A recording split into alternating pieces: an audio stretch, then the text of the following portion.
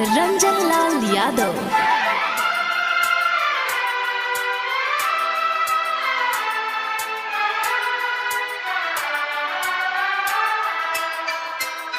भाताराही न महके रे हितवा तोर बहिन भाताराही न महके। Mix by Yuvraj music presents Jamapur.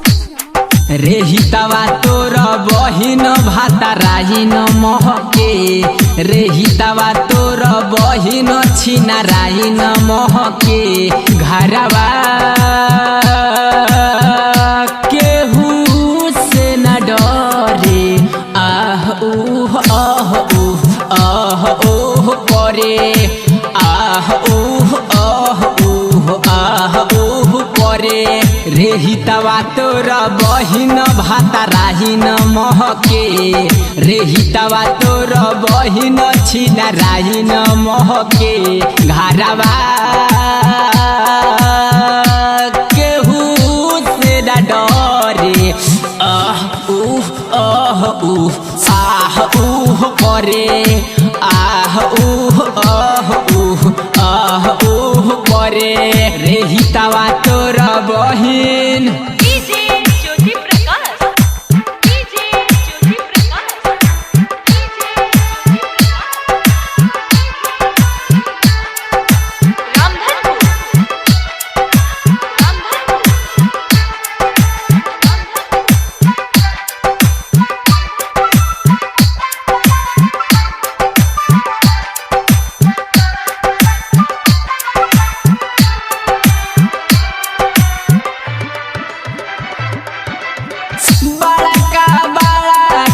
घोटे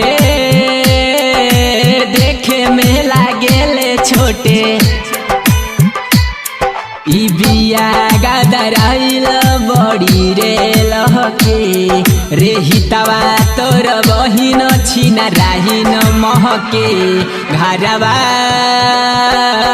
केहू से न डरे आह ऊह आह ऊह आह ऊह करे आह ऊह आह ऊह आह ऊह करे।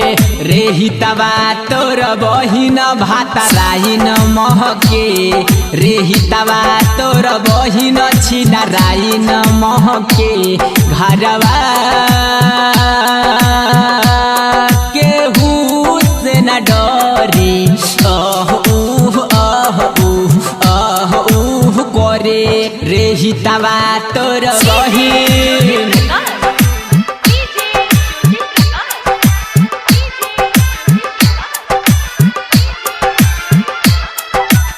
Mix by Yuvraj music presents Jamapur.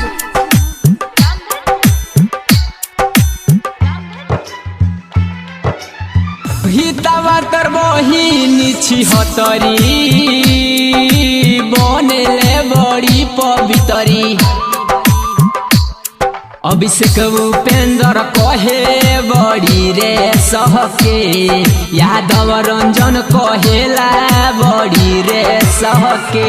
घरवा केहू से न डरे आह ऊह आह ऊह आह ऊह करे आह ऊह आह ऊह आह ऊह करे। रे हितवा तोर बहिन भाताराही न महके।